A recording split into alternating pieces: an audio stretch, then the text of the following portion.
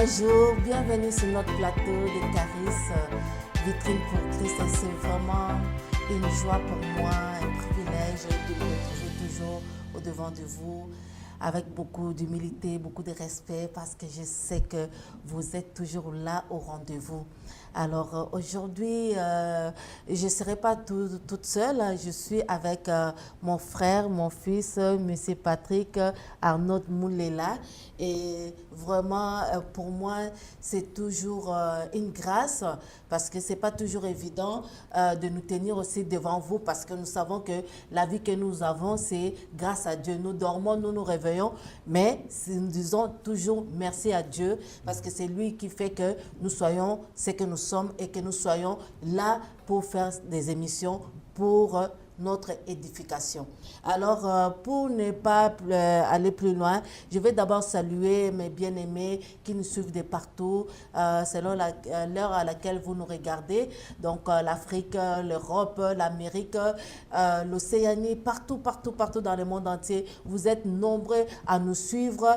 Oui, c'est une émission de qualité. C'est pas une émission, comment on dit ça, simple, mais c'est une émission de qualité pour vous donner des bonnes informations pour votre vraiment oui, c'est ça. Alors merci beaucoup pour ça et je vais dire bonjour aussi aux Québécois parce que nous sommes au Québec.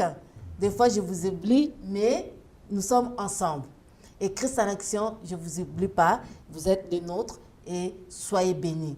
Alors, dans l'autre temps, frère Patrick. Pasteur Suzy. Comment ça va? Grâce à Dieu, très très bien. Merci. Et vous? Grâce. Excellent. Bienvenue sur ces plateaux. Mais c'est moi qui vous dis merci. Caris. Merci de me là recevoir. Là où coule la grâce. Et on coule avec elle. Bon, c'est très très bien. Et nous sommes là sur notre sujet, nous continuons toujours sur la grâce des finances. Absolument. Et aujourd'hui, c'est notre 3e épisode. Déjà? Oui, déjà, parce qu'il y a eu beaucoup de réclamations. Les gens ont demandé encore plus. Ils veulent encore aller plus loin. Mais tout ce que je sais, ce sont seulement des pistes qu'on est en train de donner pour aider à ce que les gens comprennent exactement comment gérer le budget, comment faire un placement, comment faire la cote de crédit. Donc tout cela, donc nos premières émissions qui étaient les budgets, si je me récapitule. Ça, Deuxième épisode, on a parlé sur la cote de crédit. Exactement. Il y a eu beaucoup d'écoutes, il y a eu beaucoup de commentaires. Donc là, je me dis, donc je pense que c'est important. On va aller creuser un peu plus, mais plus on creuse, plus ça devient un peu complexe. Alors, on ne veut pas vraiment aller trop en profondeur, sinon ça va être un peu compliqué aussi. Mais sinon, on vous suggère d'aller voir, d'aller vous renseigner et de lire aussi. Parce que ce n'est pas tout ce que nous disons ici, c'est un peu Canada, voilà, exactement. Un peu les États-Unis. C'est exactement ça, oui. Mais ailleurs, là, on ne garantit pas. On ne garantit pas. Voilà, c'est comme vous avez dit, Pasteur Suisse, c'est vraiment des pistes de solutions que nous essayons d'apporter aux gens par rapport à vos finances personnelles. On vous guide avec les connaissances que nous avons au niveau professionnel, au niveau personnel, mais ce n'est pas la finalité sur le plateau de Caris. Allez, comme maman, Pasteur Suisse vous a dit, allez vous renseigner, allez lire, allez renforcer vos connaissances. Et même à la fin de l'émission, nous pourrons partager avec vous quelques lectures ou sites web où aller regarder de l'information qui pourrait être très utile. Tout à fait. Donc, au-devant de vous, comme il n'est plus à présenter, c'est vraiment un professionnel de carrière. Et puis voilà. Donc, sans plus tarder, pour ne pas vraiment prendre beaucoup de temps, on a beaucoup de choses à parler. Je vais aller à ma première question parce que cette question est revenue, c'est par rapport à notre premier épisode. C'est par rapport à notre premier épisode. Effectivement. Donc, la question est celle-là et celle-ci.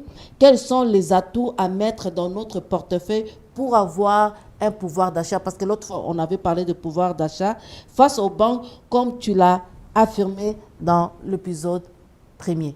Parfait. Mais écoutez, à mon tour, je voulais saluer les internautes, les charismatiques de l'émission. Merci de suivre l'émission.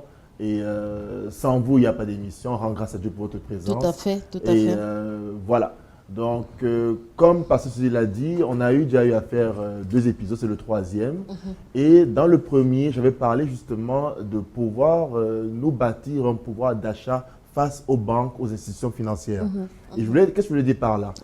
Souvent, on va se présenter au niveau des banques, on veut emprunter de l'argent, mais pour des projets, exemple, je veux lancer une compagnie, je veux lancer un projet, une entreprise, mais la banque demandera souvent, mais vous-même, monsieur, madame, qu'apportez-vous sur la table comme mise de fonds? Comme ici au Canada, par exemple, quand on va acheter une maison, on demande minimum 5% de la, de la valeur de la maison. Sinon, il n'y a pas de transaction en général. Donc, même chose. Donc, très important de cultiver dans ce cas-là, pour chacun, monsieur, madame, cultiver l'épargne, avoir cette culture de l'épargne, de mettre de côté, de pouvoir accumuler un actif. C'est très important. Donc, lorsque vous allez vous présenter au niveau des banques ou institutions financières, vous pourrez dire, ben voilà, je vous demande ceci, mais moi, j'apporte quand même ceci sur la table. C'est toujours mieux vu que quelqu'un qui arrive les poches vides et dit, voilà, je veux ça. La banque dira, mais dans ce cas, nous, on prend tout le risque. Et si ça échoue, vous ne perdez rien. Ça ne marche pas en général. Et l'autre fait, on revient sur la cote de crédit, épisode 2, on peut avoir une belle cote de crédit, mais on n'a pas la mise de fonds à côté. Ça peut poser problème. Donc, la cote de crédit bien gérée, une bonne mise de fonds à ce moment-là, là, les banques vont dire, ben, c'est quelqu'un de fiable, qui a un bon passé financier, on peut se fier à lui et il apporte quelque chose sur la table, donc on peut s'embarquer. Voilà, donc vous donnez de meilleures chances, donc ce pouvoir d'achat dont nous parlons, d'aller mieux négocier. Contrairement à une personne qui a non seulement un mauvais bureau de crédit, mais en plus la personne n'a même pas de quoi apporter sur la table, ça devient compliqué. Donc voilà, la question est bien belle répondue. Ok. Là maintenant, cette émission d'aujourd'hui, on va parler d'investissement, on va parler d'épargne et on va parler des placements. 3 choses différentes, mais on va démystifier cela avec notre professionnel. Alors, ma question est celle-ci. Quelles sont les options pour épargner? Bah, le terme déjà épargner, il faut déjà le définir. Épargner, c'est mettre de côté. Mettre de côté avec une fréquence, une stratégie ou avec rendement par rendement. Et la plus connue, tout le monde, c'est épargner sur le matelas. Sur le matelas ou dans le plafond ou dans un coin de la sous-sol, mais un coin caché. Voilà. C'est ce petit montant à la maison. On ne veut pas donner à la banque ni à qui que ce soit. C'est à nous et ça rassure les gens d'avoir un peu de liquidité à la maison. C'est normal. Par contre, il faut le dire, il a un inconvénient, ce type d'épargne, là, il a un inconvénient. Ça ne produit pas. Ça ne rapporte rien du tout, mais ça rassure. Mais ça rassure, tu sais qu'il y a quelque chose, $100 au cas où. 200, $1000 caché quelque part. $5 000. Exactement. Okay. Parfait. Ça, c'est un point. Okay. Ensuite, ça, c'est épargne. Ça, c'est épargne. Okay. On continue. À part cette épargne-là, nous allons avoir des épargnes du type plus structuré, avec toujours institutions financières, banques ou autres compagnies. Vous allez avoir, exemple, des programmes comme au Canada, on parle des CELI, des REER, des comptes d'épargne réguliers, un compte d'épargne d'intérêt élevé. Donc, il y a beaucoup d'autres types qui vont arriver là-dedans. Voilà à peu près comment on pourrait différencier les 2 volets d'épargne. Ok. Mais là, tu parles de l'épargne. Hein? Ok. Et quand on parle de tontine, est-ce que c'est un moyen sécuritaire d'épargner? Ben, déjà, il faut définir pour tout le monde c'est quoi la tontine. Parce que selon les pays, ce terme peut varier. Okay. Les Haïtiens disent sol. Ah ouais? Les Congolais disent likelemba, je crois. Oui. Voilà, chacun son tour. Voilà. Et tontine ailleurs. Donc, simplement, revenons à la définition de tontine. C'est une mise en commun, un groupe d'individus avec un lien familial ou pas, mais qui se connaissent et qui décident d'épargner un montant spécifique avec justement un retrait selon un calendrier défini. Donc chacun son tour, à une date précise, à la semaine, au mois ou selon ce qui aurait été établi. L'avantage là-dedans, c'est que pour ceux qui ont du mal à être disciplinés, ils vont être forcés à épargner parce que chacun est responsable de l'autre. J'épargne pour que tu puisses encaisser à ton tour, mais toi, si tu veux épargner, quand mon tour va arriver, je puisse aussi encaisser. Et ça donne accès à de la liquidité immédiate. Par contre, il y a un inconvénient. c'est le côté toujours familial. La force de Tontine, c'est aussi un peu son talon d'Achille, je veux dire. Parce qu'on se connaît. C'est la famille, les amis, un groupe d'individus.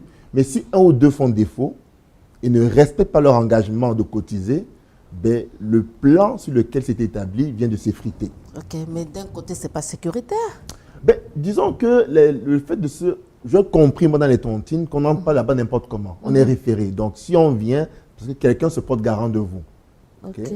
Ce que j'ai bien compris en général. Et je n'irai pas, par exemple, un exemple, chez les Italiens, s'il faut une tontine, je vais entrer là-bas, ils ne me connaissent pas. Ils vont dire, vous êtes qui? Ça ne marchera pas. Donc, alors que, j'ai bien dit au début, social, familial, un groupe d'amis ou anciens du collège, peu importe, il y a un lien qui fait que, ben, il y a aussi une certaine crainte de mal paraître devant les autres.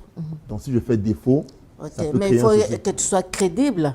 Parce que ce genre de choses-là, comme je prends notre communauté ici, là, ben, on fait tontine, et puis un beau jour, toi, tu prends ta part, et puis là, disparaît. C'est un risque. Mais ça, c'est un risque aussi. Des fois, ça amène des problèmes aussi. On commence à chercher la personne a fouillé l'église, et puis vous cherchez la personne, vous pensez qu'il y a un souci, or, c'est à cause des tontines. Ça peut arriver, effectivement. Donc, on peut éviter ça comme ça, là, mais ça peut se faire aussi. Ça peut se faire. Mais par contre, il faut dire que la tontine, à part quelques cas, comme on vient de définir, a ses gros avantages. Par exemple, des personnes qui n'ont pas une bonne cote de crédit, qui ne peuvent pas l'emprunter, dans les tontines vont trouver des réponses.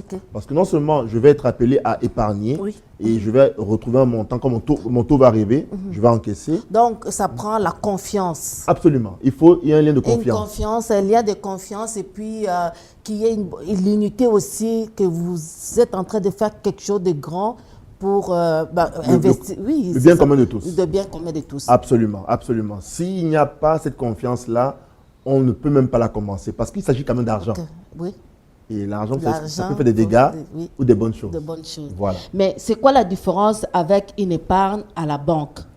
Alors, je vais peut-être faire un parallèle avec le sport. La tontine, c'est comme une équipe de soccer. On joue ensemble, les 11 joueurs, et chacun fait sa part pour gagner, pour que l'équipe gagne. Alors qu'avec la banque, c'est comme le match de tennis. C'est individuel. C'est moi contre l'autre. Je vais à la banque tout seul. Et si la banque me dit non, tout bas, ça ne va pas. Alors qu'avec la tontine, je me retrouver m'appuyer sur mes frères, sur mes amis, pour trouver des solutions. J'ai même appris que dans certaines tontines, à part le tour qui est le vôtre, vous pouvez acheter des tours aussi, ou emprunter à même la tontine. Il n'y a pas d'enquête de crédit là-bas, juste la confiance. Exactement. Juste la confiance. Donc si une tontine est bien faite, elle peut s'avérer très utile. À certains moments. Donc c'est comme tout seul à la banque, c'est pas bon.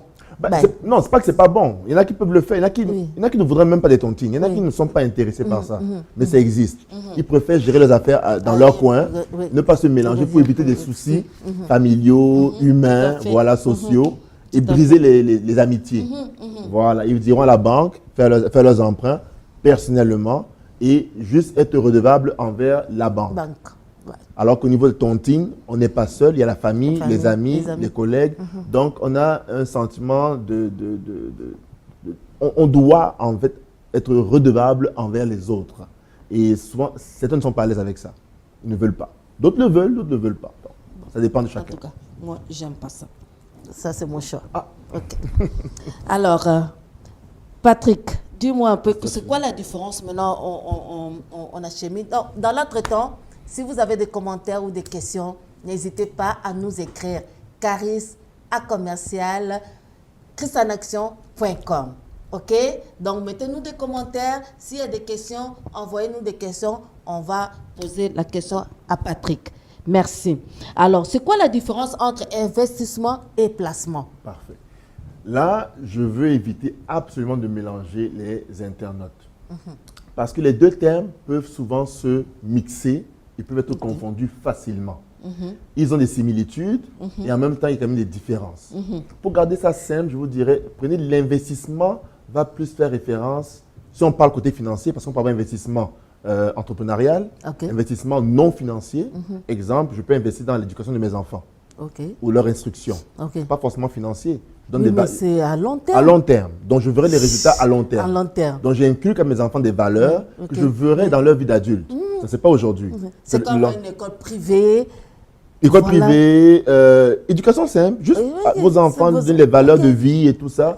Ok. L'enfant a 3 ans, 4 ans, 10 ans, 15 ans. Des valeurs C'est pas sûres. maintenant que vous les verrez. On verra des signes, mais c'est plus tard plus qu'on verra tard. le résultat. Amen. C'est un investissement pareil. Oui. Ok. Ok. Je peux investir dans un projet, ok, mais qui ne rapporte pas tout de Très suite. bien. Vous voyez un peu. Tandis que le placement, c'est différent, c'est relié uniquement en général à l'argent. Il va se faire en général à court ou moyen terme. Je mets de l'argent de côté, moyennant des ententes définies avec l'institution financière, et à ce moment-là, on me rembourse, on me donne des intérêts, plus mon capital, Ok. en général. Ok. L'investissement aussi peut se faire au niveau financier. Financier. Par contre, comme je disais, il va regarder le côté long terme. Long terme. Je vais investir à la bourse, Ok. dans les actions. En général, on laisse tourner pour le long terme. Mais tu parles de la bourse. Moi, je ne serais pas trop à l'aise d'investir. Mais c'est là où... parce que Je vais dis- rester tranquille parce que la bourse, c'est up and down. Up and down. C'est pour ça que on dit toujours... Mais de ne les gens pas- investissent, hein. Il n'y a pas de Absolument, souci. oui, Mais oui. pour le moment, je ne suis pas encore rendue là. Mais Pour toi, hein? pour moi, je parle pour moi parce que ouf, quand C'est- la bourse baisse, là, chute, là, c'est comme... on n'est pas tranquille. on n'est pas tranquille. Voilà pourquoi on dit toujours, dans ce genre de choses-là, il faut savoir quels sont surtout vos objectifs. Ok. Pourquoi est-ce que je vais investir? Investir. Ok. Pourquoi est-ce que je vais placer? Pour combien de temps je vais le faire? Ok. Et quel est le risque que je suis prêt à supporter? Ça, Et c'est là, quelque chose. selon ce que la personne peut me dire, le risque que je ne suis pas à supporter, je dirais, attention, monsieur, madame, ça là, ce n'est pas pour vous. Je vous conseille de prendre plutôt cette option. C'est ça. Vous voyez un peu? C'est comme choisir sa voiture. Hein. Ok. Je l'ai choisi pourquoi? C'est pour le week-end sportif ou bien j'ai 4 enfants, je me avoir une voiture assez large.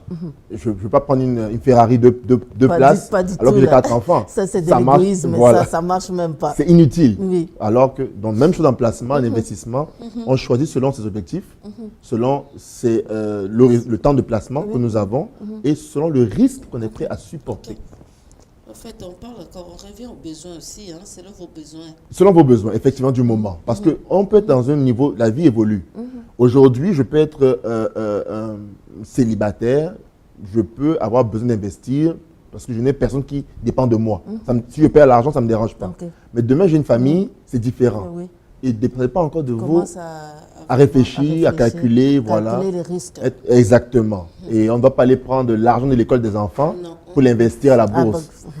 Il faut faire attention. Ouais. Donc, si on va faire un résumé à ce niveau-là, investissement, ça fait toujours référence à du long terme en général. D'accord. Et placement, c'est court, moyen terme, avec des garanties ou non. Mais ça, on va revenir là-dessus en détail.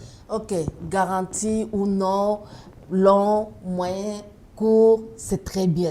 Mais dans quel secteur je peux investir? Si j'ai mon argent, je vais investir. Dans quel secteur? Comment tu peux me conseiller? Qu'est-ce que tu peux me conseiller si je vais investir? Ben, encore là, parce que c'est très relatif. Ce qui est bon pour vous peut ne pas être bon pour moi. Ben, donnez-moi quelques exemples. et vice-versa. Oui, et quelques personnes qui peuvent se retrouver dans... J'ai un peu d'argent, mais je vais investir. Mais dans quel secteur? Bon, moi, je vais peut-être faire un retour avec la pandémie qu'on a vécue. Oui, La Covid est arrivée. On a vu le monde entier était sur pause. Ouais. Mais quels sont les secteurs qui ont continué à fonctionner? Restaurant. La restauration. L'être humain mange toujours. Oui. Quel que Bien soit qu'il y ait lambda. pandémie, mais il fallait manger. Il fallait l'alimentation.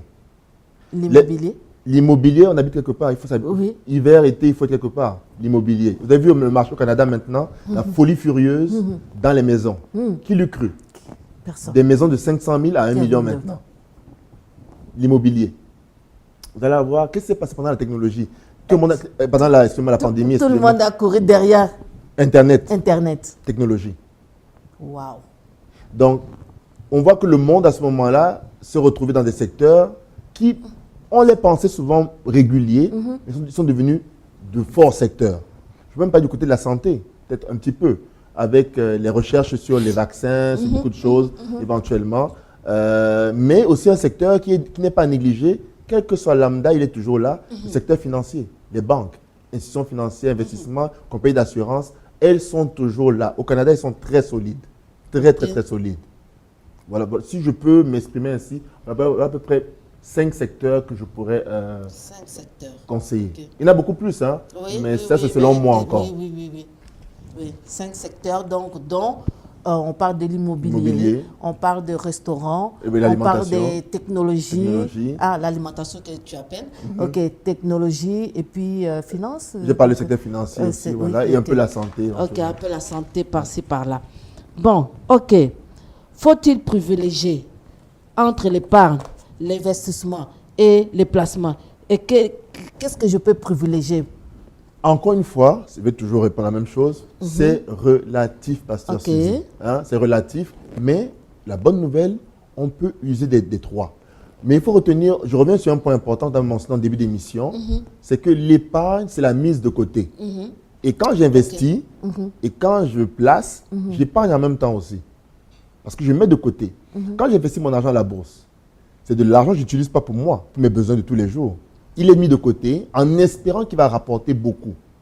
Quand je place aussi, même chose, il est mis de côté avec un rendement prédéfini en général, X montant d'intérêt qu'on va me payer. Donc, dans les deux cas, l'argent est immobilisé. Il ne bouge pas.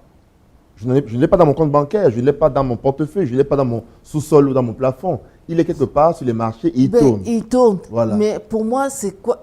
Les intérêts, c'est là où je vais comme courir, là où je vais. Mais est-ce qu'il y a une différence si j'investis à court terme, à moyen terme, qu'est-ce qui est mieux? Ou à long terme? Et là, je reviens encore au même point. Ok. C'est une très bonne question. Ça dépend toujours de votre besoin Ok. et de vos objectifs. Ok. Pourquoi je le fais? Besoin objectif. Un exemple. Ok. Si toi, Pasteur Suzy, tu te dis, ben, il est temps que je prépare ma retraite. Ok? Ma retraite, là, je me dis, j'aimerais avoir un bon montant. Je ne veux pas compter sur le gouvernement. Moi, le gouvernement peut changer d'idée. Donc, Ouais. moi, je veux, ouais, effectivement, vrai, il oui, peut oui. changer d'idée. Il peut dire désormais, oubliez Oui, c'est ça, ça. les pensions vieillesse, régime des rentes, on ne donne plus rien à On ne personne. donne plus rien à personne. Vous allez faire quoi? Seigneur Jésus. Donc, il faut préparer ses affaires. Donc, on peut dire, je vais investir dans un bien immobilier, je vais mettre des locataires qui vont me rapporter des loyers, ok? Je vais investir dans des véhicules financiers qui vont, la bourse, les actions. Et maintenant, avec l'aide d'un expert, surtout si on ne s'y connaît pas, il faut maintenant déterminer le risque qu'on est prêt à supporter. Et selon le risque et les objectifs que nous avons, ben, on va pouvoir choisir à ce moment-là les outils ou les véhicules qui vont vous convenir le mieux. Est-ce qu'on va mettre un peu d'argent dans la bourse, en action? Est-ce qu'on mettra un petit peu dans des comptes à taux d'intérêt garantis ou pas garantis? Tout ça, c'est à définir selon votre profil d'investisseur. Parce que Pasteur Suzy peut avoir une jumelle, même âge, tout, mais vous avez deux types de pensées et de profils différents. Donc, si je comprends bien, je peux mixer. Absolument. Je peux aller à l'investissement et mettre un peu de placement. Un peu de placement. Dans les deux cas, vous épargnez pareil. Ok. Je peux continuer à garder aussi ma petite épargne sous le matelas, ça ne dérange personne. Ça, c'est bien. Bon, pour monsieur, madame, tout le monde, je ne gagne pas beaucoup, je gagne peu. Je ne peux mettre beaucoup de côté. Comment faire? Mais, écoutez, moi j'ai toujours, et même la Bible nous le dit, ne pas négliger les petits commencements. Il y a un homme de Dieu que je lisais une fois, je crois que c'est le pasteur Rick Warren, si je ne m'abuse, qui est très porté sur les finances dans le royaume de Dieu, et qui disait cette phrase, ce n'est pas tant le montant que vous investissez, que vous épargnez, mais c'est la régularité avec laquelle vous le faites. La régularité avec laquelle vous le faites. Donc, créez-vous une discipline. Commencez avec ce que vous avez. Si vous pouvez mettre $20 par semaine, $20 par mois, $100 par mois, ne tentez pas d'imiter l'autre qui peut mettre $1000 par mois. Commencez par ce que vous avez, selon votre capacité, et allez-y doucement. Créez une discipline, créez une régularité, et une stratégie, et une vision. Je m'en vais où avec ça? Et avec ça, je vais ajouter, soyez patient. Ne mettez pas la charrue avant les bœufs. Très important. Ok, je t'entends parler, discipline, stratégie, vision, patience. C'est des choses très importantes. Primordiales. À considérer. À considérer. Quand vous voulez commencer à placer, épargner, il faut avoir une vision. Le pourquoi je le fais. Si je n'ai pas de vision, vous n'allez pas tenir, vous allez peut-être flancher en chemin. Mais si je sais pourquoi, j'investis parce que je vais acheter une maison dans 2 ans, parce que je veux envoyer mes enfants à l'école privée, parce que je veux avoir une meilleure voiture dans 3 ans, parce que je veux juste une meilleure qualité de vie. Ok, mais là, c'est bien quand quelqu'un est comme célibataire, il se projette déjà dans l'avenir. Alors, si je veux avoir une bonne pension, donc il faut que je commence maintenant à épargner. Mais je dirais même aux jeunes, je vais surfer sur ce que vous dites, Pasteur Suzy.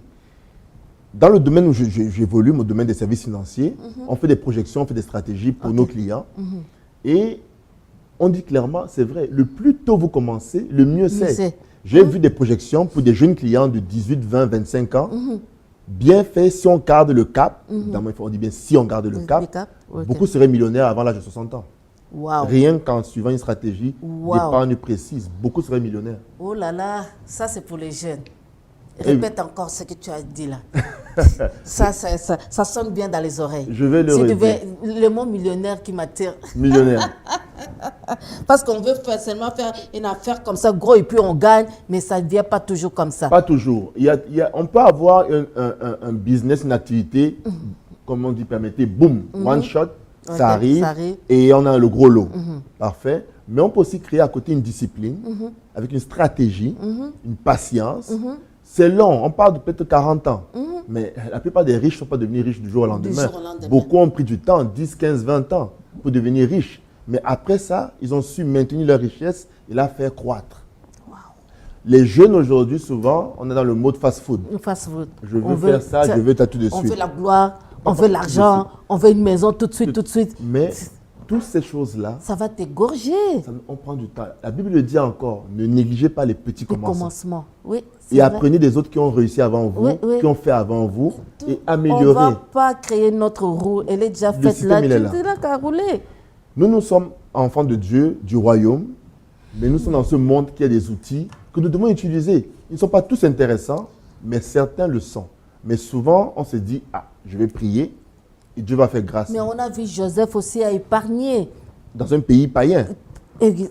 Mais guidé par Dieu. Guidé par Dieu, par l'Esprit de Dieu. Justement, nous sommes en train... C'est pour tout le monde, chrétiens ou non chrétiens, ça, ce sont des outils. Mais au fait, c'est nous, en tant qu'enfants de Dieu, nous sommes appelés à réussir. Nous sommes appelés à marcher de gloire en gloire. Mais comment? Il faut avoir les stratégies, il faut avoir la sagesse, il faut avoir la discipline, la patience, la persévérance.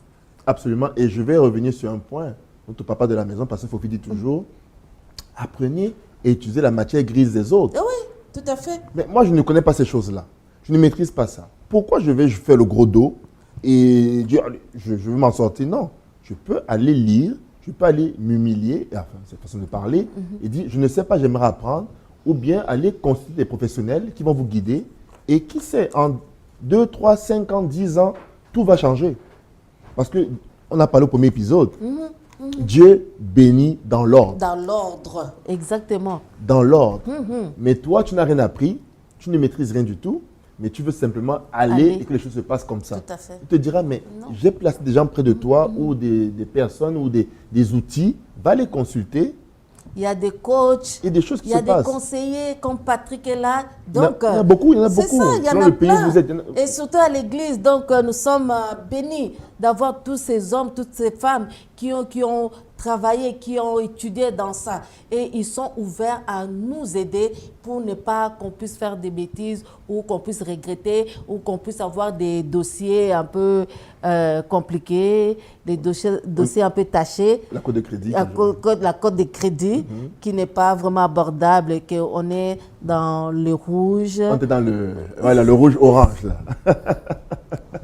Le côté gauche, comme on dit. Dans tout cela, il y a l'épisode 23-24, si vous voulez vraiment voir, écouter ce que nous avons parlé. C'est tellement édifiant, c'est aussi simple, vous devez comprendre. Cette fois-ci, c'est un peu complexe parce qu'on parle des investissements, on parle de l'épargne, on parle des placements. Donc, on survole seulement. Mais si vous avez des questions, n'hésitez pas, écrivez-nous. On va encore t'inviter. Absolument, avec plaisir. Si que tu reviennes encore. Je reviens avec plaisir. Bon, merci. Alors, je continue avec mes questions. Est-ce que le placement rime toujours avec entrer en bourse?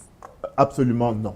Absolument non. Et même, je dirais, le Donc, ton nom est il est catégorique, pas forcément. Vous savez, tout à l'heure, on disait, la bourse, là, c'est vraiment yo-yo. Hein? C'est up and down. Et c'est plus un investissement avec espoir d'avoir un bon gain. Parce que la bourse, c'est de la spéculation. Ouais. Je vais m'expliquer. On espère, mais il n'y a pas de garantie. On espère faire un bon gain quand on place à la bourse en action, mais il n'y a aucune garantie qu'on fera du 15%, du 20%. D'ailleurs, le règlement est clair au Canada et aux États-Unis, en Europe j'imagine aussi, ou dans le reste du monde entier. Il n'y a aucune institution financière ou banque ou autre compagnie d'assurance, j'en passe, qui vous dira, venez avec nous, on va investir dans telle action, on vous garantit X pourcentage, c'est impossible. Si on vous dit ça, il y a quelque chose en dessous.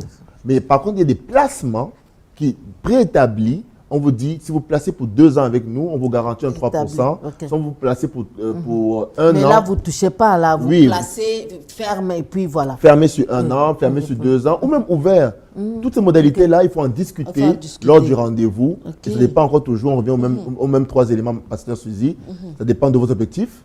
Ça dépend de ce que vous avez comme horizon devant vous, court, moyen ou long terme. Et en parlant de ça, là, c'est quoi les différents types de placements? Ok, ben, on allait rentrer là-dedans. Je vais juste faire un récapitulatif. Vous allez avoir des placements garantis ou non garantis. Dans ces placements garantis ou non garantis, vous allez avoir, exemple, les certificats de placement garantis. Le nom l'indique. Ceux-là, c'est garanti, mais ils rapportent le moins. Ils rapportent le moins. Vous allez avoir des fonds communs de placement. Vous allez avoir des placements, des fonds distincts qui sont propres aux compagnies d'assurance. Vous allez avoir des obligations. Il y en a plusieurs. Voilà. Des actions aussi. Actions, je vais laisser dans le domaine de l'investissement. Parce que là, il n'y a pas de garantie. C'est plus long terme, plutôt. Je vais dire plus long terme. Voilà. Les autres, garantis ou non, mais font plus référence à du court ou moyen terme. Voilà. Avec des taux d'intérêt déjà prédéfinis en général. Bon, en t'écoutant parlant, j'ai une question pour toi. Oui, c'est quoi un compte de placement? Ben justement, le compte de placement, vous allez dans des institutions financières, c'est déjà un compte spécial, préétabli pour recevoir notre argent pour une période donnée, moyennant un rendement préétabli. Exemple, je vais prendre le plus simple. Au Canada, par exemple, nous avons des certificats de placement garantis. Aux États-Unis, ils appellent ça les GICs. Ou côté anglophone canadien, les GICs, certificat de placement garanti. Donc, d'avance, je dis OK à mon conseiller ou à mon banquier ou peu importe, voilà, j'aimerais mettre un 5 000 pendant 1 an ou 2 ans. Je n'ai pas besoin, mais je veux que mon capital soit garanti. Qu'il ne fasse pas de yo-yo, mais je veux gagner un petit peu au-dessus. En tout cas, mieux que le compte bancaire. Il vous dira, bon, je peux te proposer un placement, un placement garanti sur 2 ans qui, exemple, rapportera 1,5%. Un exemple, hein. Ce n'est pas des taux, ce sont des exemples. Donc, c'est des modalités qui sont déjà définies d'avance. D'avance, voilà. Et on conclut avec l'institution financière, on signe les papiers et ça commence. On signe les papiers, donc les garanties est mise de côté. Là. Exactement. Bon. Et quand on dit garantie, ça fait référence au fait que mon capital de départ ne bouge pas. Même si le marché explose, toi tu restes là. Il reste là. Oui. Et je vais gagner des petits intérêts au-dessus. Voilà. Parfait. Est-ce que vous comprenez quelque chose là? Je pense pas qu'on va aussi vite, hein? Donc c'est clair. Je pense que de toute façon, s'il y a des questions, avec plaisir, on va confirmer. Ok. Où placer son argent ailleurs que dans une banque? Où est-ce que je peux mettre mon argent à part placer? On parle de placer. Le matelas et le coffre-fort à la maison, oublie ça. Oublie ça, ne rapporte parce rien du tout. Dans zéro.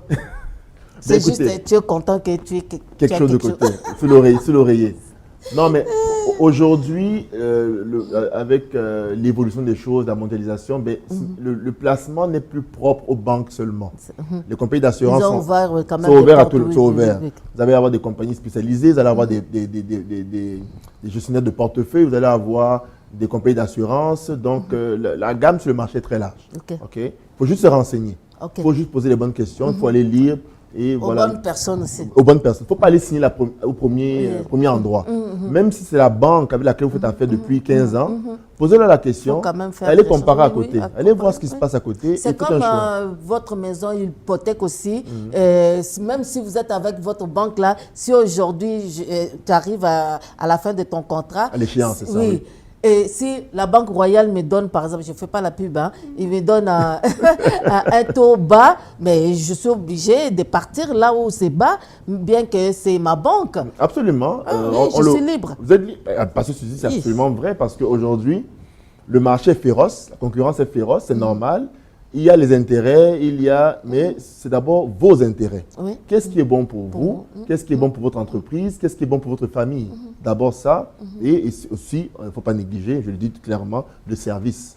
Le taux d'intérêt est bon, mais il faut du service derrière aussi. Ça, c'est important. Parle-moi de compagnies d'assurance, si je vais quand même placer dedans.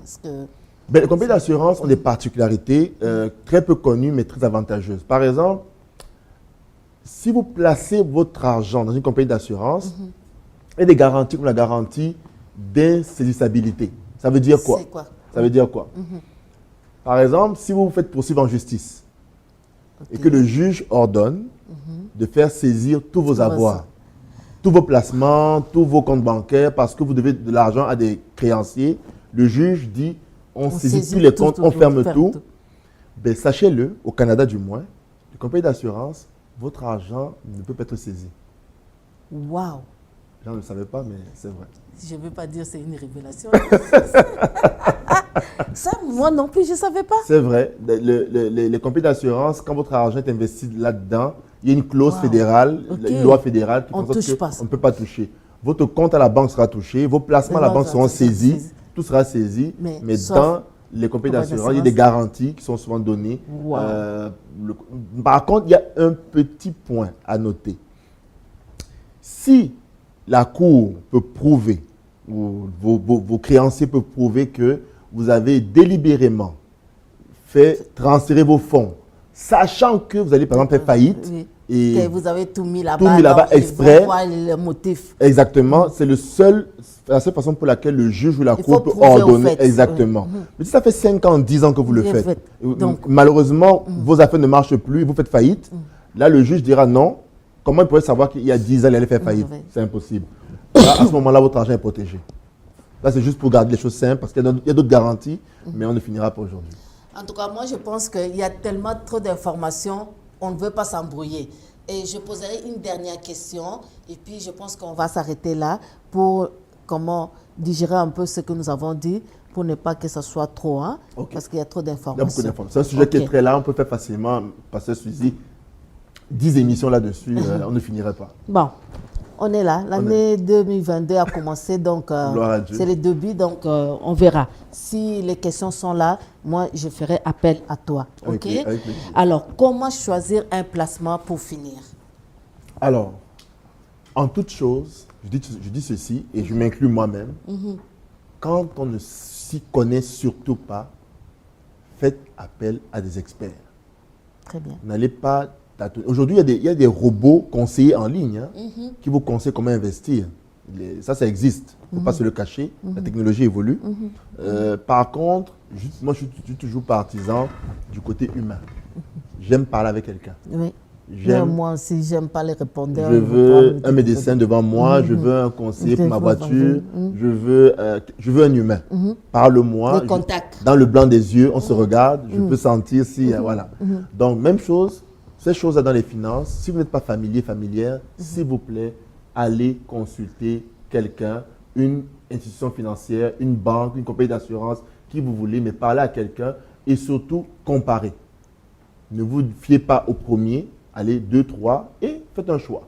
Parfait, en conséquence. Ça, c'est ce que je pourrais dire. Consultez. Consulter. Il ne faut pas aller au hasard. Il faut consulter un expert, deux experts, 3, même 4 si vous avez le temps. Donc, les choix vous reviennent. Alors, merci beaucoup, Patrick. Un mot de la fin. Qu'est-ce que tu peux dire en tout pour que les gens puissent saisir quelque chose, retenir plutôt de ce qu'on a dit? Quels sont les conseils que tu peux nous prodiguer? Oui, on l'a dit, je vais le redire, consulter. Très important parce que si ce n'est pas votre domaine d'études ou de travail, allez voir des experts. Deuxièmement, comparer, on l'a dit. L'autre chose, je dirais, ayez une vision, une stratégie, le pourquoi j'investis, le pourquoi j'épargne. Ayez cette vision-là, ayez une stratégie, soyez patient. Commencez avec ce que vous avez et vous allez voir, ça va grossir. Les petits commencements, ça va grossir, je vous le garantis. Soyez juste fidèles dans ce que vous voulez faire. Et je vais vous laisser, il faut s'instruire. Hein. On l'a dit au début de l'émission, parce que Suzy l'a dit, allez lire. Et là, moi, j'ai 2 livres que je peux vous recommander chaudement, qui vont traiter de ces sujets-là de façon très relaxe, très détendue et qui ont vraiment eu du succès dans le monde entier. Il y a The Wealthy Barber, en anglais, on dit, et en français, Le Barbier riche, de David Chilton. Très, très, très bon livre qui parle de tous ces éléments-là. On va vous mettre toutes les informations en bas de l'écran. Très bien. Vous allez voir, oui. Absolument. Et le second est Rich Dad, Poor Dad, Père riche, Père pauvre, de Robert Kiyosaki, aussi qui aborde le côté finance, instruction financière, stratégie, de façon avec des histoires, un fond familial. C'est très, très intéressant. Ça vaut la peine. Il y a beaucoup d'autres livres. Hein. Il y a beaucoup d'autres livres, Pasteur Suzy, mais je vais donner ces 2-là, si vous voulez mettre dans votre bibliothèque à la maison, que vous soyez en Asie, en Amérique ou en Europe. Là, c'est traduit dans plusieurs langues. Vous pouvez le trouver sur différentes plateformes. Allez chercher et je pense que vous serez édifié dans le domaine financier définitivement. En tout cas, il y aura un plus, c'est certain. Il y aura un plus. Ok, M. Moulela, si jamais, je sais que vous parlez bien, vous avez été McGill, ICAM, tout ça là, donc c'est gros quand même, il faut se le dire. Si jamais on veut te contacter comme professionnel, conseiller, est-ce que tu as la liberté de nous donner ton contact ou pas? Oui, je peux donner, mais regardez, comme sur l'émission, je ne veux pas donner mon contact sur l'émission. Okay. Je vais vous inviter, surtout pour ceux qui sont au Canada, au Québec en particulier, ou ma province où je peux exercer. Écrivez à Caris, on va vous rappeler l'adresse au bas de l'écran. Écrivez à Caris et Caris va me relayer les questions. Caris à commercial, christenaction.com. Voilà, Caris va me relayer les questions avec vos coordonnées. Et moi, si vous le permettez, je peux vous appeler, vous écrire. Voilà. Et à ce moment-là, on pourra parler de votre cas en particulier, avec plaisir. Voilà. Alors, M. Moulela peut vous contacter avec plaisir. C'est un enfant de Dieu. Il peut vous aider, vous conseiller, et spirituellement et professionnellement, il est bien calé dans toutes ces choses. Merci beaucoup. Nous sommes arrivés à la fin de notre émission, 3e épisode sur la grâce des finances. Alors, merci vous qui nous avez suivis de loin. Merci pour tous qui sont aux environs de Montréal. Merci pour toutes ces personnes qui ont confiance à Caris. Caris, c'est vraiment l'excellence, c'est la grâce et c'est la prière aussi. Frère, est-ce qu'on peut prier pour la fin de notre mission? Si on peut se mettre en accord pour des personnes qui se disent « Ah bon, j'essaie de faire des affaires, ça ne marche pas, mais on va déclarer, on va libérer une grâce sur toutes ces personnes-là afin que leur objectif ou leur business puisse aller de l'avant. » Parce que Suzy, tu m'arraches les mots de la bouche parce que j'ai pensé à ça au début de l'émission. Okay. Je me dis, je ne veux pas prendre cette liberté-là. Je vais laisser que ça vienne d'elle. Donc finalement, c'est là. Donc, voilà que l'Esprit parle aussi. Voilà. Donc, voilà. Effectivement. Je vais te laisser avec ton onction de professionnalisme pour prier. Alors, nous rendons grâce à Dieu. Père, nous te rendons grâce. Nous te disons merci pour ce temps, Seigneur. Tu ne fais rien par hasard. Si nous sommes ici en ce lieu, c'est parce que tu avais permis cette opportunité pour qu'on puisse parler non seulement à tes enfants, mais à plusieurs personnes qui sont dans le besoin. Père, merci pour cette grâce dans les finances, cette grâce qui coule sur nous, Seigneur. Nous pouvons partager maintenant aux autres, Papa. Nous prions pour chaque personne, homme, femme, jeune, âgé, peu importe la localisation, dans le monde entier, qui ont besoin, Papa, que leur vie financière soit restaurée, que la connaissance puisse être leur partage, Papa, pour que les projets n'avancent pas, parce qu'ils sont bloqués, parce que l'ennemi a vraiment fait un blocage au niveau de leurs finances. Nous débloquons ça aujourd'hui dans le nom puissant de Jésus-Christ. Père de gloire, merci pour la connaissance, l'ouverture d'esprit. Père de gloire, merci, Papa. Père de gloire, c'est toi qui es au contrôle, Seigneur. Nous disons que les projets maintenant, nous le déclarons dans ton nom merveilleux, marche, Seigneur. Que la connaissance s'accroît, Seigneur. Que les revenus puissent augmenter, Seigneur. Certains ont la volonté, mais n'ont pas les moyens. Père, merci pour les emplois qui sont maintenant trouvés, les meilleurs postes, les promotions, Seigneur. Et surtout, Père, pour voir la sagesse dans la Alléluia. gestion financière, la Amen. sagesse dans les couples, dans les maisons, en équipe, Seigneur. Alléluia. On l'a dit, Seigneur. Merci, Oh, les Seigneur deux Jésus. ensemble valent mieux qu'un. Oui, avec Christ au milieu, oh, on peut tout accomplir. Yes. Papa, oui, nous ne voulons rien faire Merci. sans toi, Seigneur. Père, nous te remettons tout entre tes mains. Entre tes mains. Que la gloire soit ton partage gloire, et Seigneur, que des te témoignages puissants puissent nous parvenir dans le nom précieux de Jésus-Christ. Nous bénissons chaque personne qui a suivi l'émission. Nous bénissons chaque personne qui va la suivre en différé. Père de gloire, que des révélations, des opportunités, que la sagesse vraiment couvre ces personnes dans le domaine de la gestion financière. Merci Père, dans le nom précieux, puissant de Jésus-Christ, on va ainsi prier. Amen. Père, nous te disons encore merci pour cette émission. Merci pour tout ce que nous avons dit. Laisse que cela soit déposé dans les cœurs de chaque personne, que chaque personne, en écoutant cette émission, Seigneur, non seulement qu'ils comprennent les principes bibliques selon lesquels nous pouvons prospérer, mais aussi que la grâce de Dieu, l'amour de Dieu demeure dans le cœur. Seigneur, nous te bénissons pour la sagesse divine. Merci parce que tu as dit, je souhaite que tu prospères à tous égards et sois en bonne santé et comme prospère l'état de ton âme. Seigneur, je te bénis pour tout ce que nous avons fait en ce moment. Et je bénis mon équipe, je bénis tous les charismatiques dans le nom puissant de Jésus. Amen. Amen. Amen. Amen. Alors, je te dis merci encore. Merci, Pasteur Suzy, de me Et recevoir. si jamais les besoins se présentent encore, je n'hésiterai pas. Je vais répondre à l'appel et je serai là. Merci beaucoup. Alors, à la technique, nous avons eu aujourd'hui notre frère Juste Parfait et tous ses appareils tout seul comme un grand garçon. Merci Juste Parfait, que Dieu te bénisse. Merci beaucoup. Alors, quel est bonheur et la grâce de notre Seigneur Jésus vous accompagne tous les jours de vos vies. Soyez bénis. À la prochaine sur Caris Vitrine pour Christ. Ici, First Grace Ndelo. Soyez bénis. Je vous aime beaucoup. Au revoir.